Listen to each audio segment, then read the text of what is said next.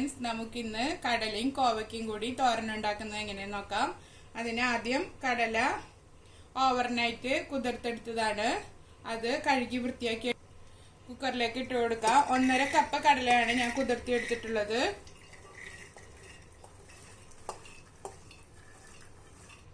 മൂന്ന് കപ്പ് വെള്ളം ഒഴിച്ചു കൊടുത്തിട്ടുണ്ട് ഞാൻ. ഇനി അതിലേക്ക് പാകത്തിന് ഉപ്പ് ചേർത്ത് കൊടുക്കാം. പിന്നെ ഒരു 2 ടീസ്പൂൺ മല്ലിപ്പൊടി,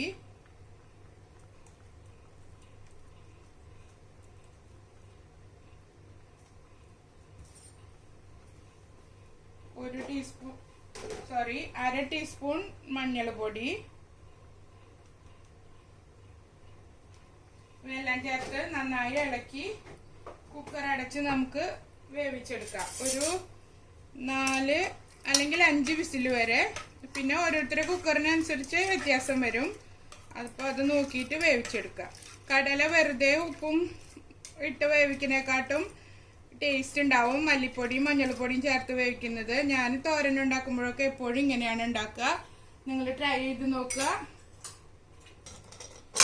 നമുക്ക് കുക്കർ അടച്ച് വേവിച്ചെടുക്കാം.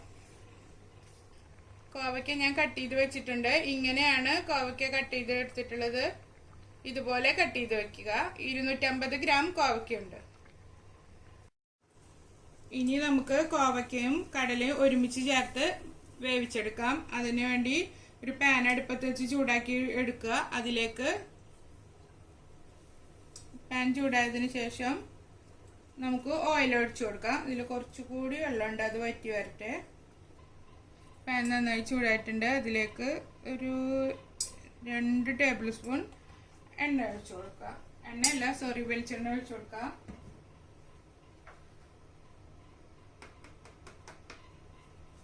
അതിലേക്ക് 1 ടീസ്പൂൺ കടുകിട്ട് പൊട്ടിച്ചെടുക്കാം.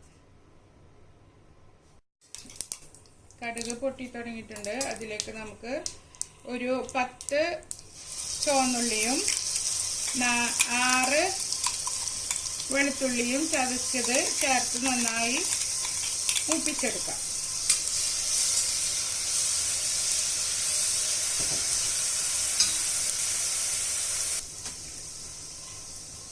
ഉള്ളി നന്നായി മൂത്ത് വന്നിട്ടുണ്ട്. അതിലേക്ക് 2.5 ടീസ്പൂൺ ഉണക്കമുളക് ക്രഷ് ചെയ്തത് ചേർത്ത് കൊടുക്കാം.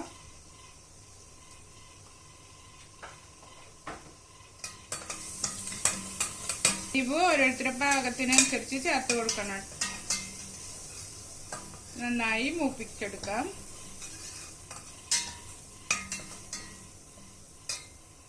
രണ്ട് തണ്ട് കറിവേപ്പിലയും ചേർത്ത് കൊടുത്തിട്ടുണ്ട്. അതിലേക്ക് നമുക്ക് കോവയ്ക്ക കട്ട് ചെയ്തത് ചേർത്ത് കൊടുക്കാം.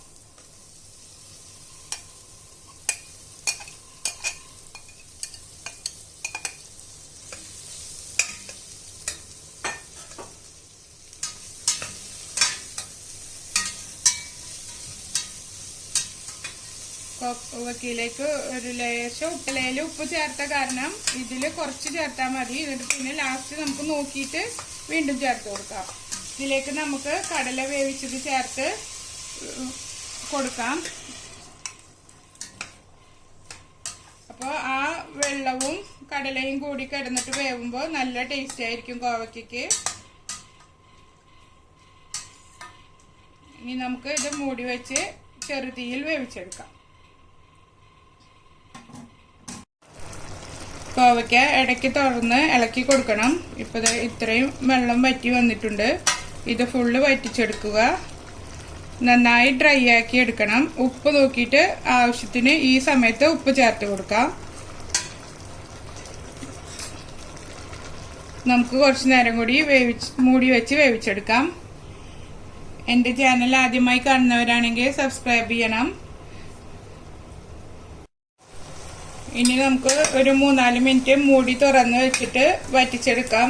മൂടി വെച്ച് വറ്റിച്ചാൽ മൂടിയിലത്തെ വെള്ളം തോരനിലേക്ക് ഇറങ്ങിയിട്ട് ഒരുപാട് സമയം എടുക്കും വറ്റി കിട്ടാൻ. അതുകൊണ്ട് നമുക്ക് തുറന്ന് വെച്ചിട്ട് വറ്റിച്ച് നന്നായി തരണ്ടിരിക്കണ പരുവത്തിലാക്കിയെടുക്കാം. അങ്ങനെ നമ്മുടെ തോരൻ റെഡി ആയിട്ടുണ്ട്. നമ്മുടെ തോരൻ നന്നായി വറ്റി വന്നിട്ടുണ്ട്. കണ്ട, ഇങ്ങനെ വെള്ളമെല്ലാം വറ്റി പരണ്ടിരിക്കുന്ന പരുവത്തിലാക്കിയെടുക്കണം. നല്ല ടേസ്റ്റി ആയിട്ടുള്ള തോരനാണ്. എല്ലാവരും ട്രൈ ചെയ്ത് നോക്കണം. ഇനി നമുക്ക് സർവിങ് ഡിഷിലേക്ക് മാറ്റാം. കോവക്കയും കടലയും ചേർത്ത് ഈസിയായി തയ്യാറാക്കാൻ പറ്റിയ വിഭവമാണ്. എല്ലാവരും ഉണ്ടാക്കി നോക്കണം. ലാസ്റ്റ് ഒരു സവാളയും ഒരു ചെറിയ തക്കാളിയും കൂടി ചെറുതാക്കി അരിഞ്ഞ് മിക്സ് ചെയ്ത് മേലെ വെതറിക്കൊടുത്ത് അത് തോരൻ്റെ കൂടെ കഴിക്കുമ്പോൾ നല്ല ടേസ്റ്റാണ്. എല്ലാവരും ട്രൈ ചെയ്ത് നോക്കണം. ഇഷ്ടമായ സബ്സ്ക്രൈബ് ചെയ്യുക, ലൈക്ക് ചെയ്യുക, ഷെയർ ചെയ്യുക. Thank you for watching.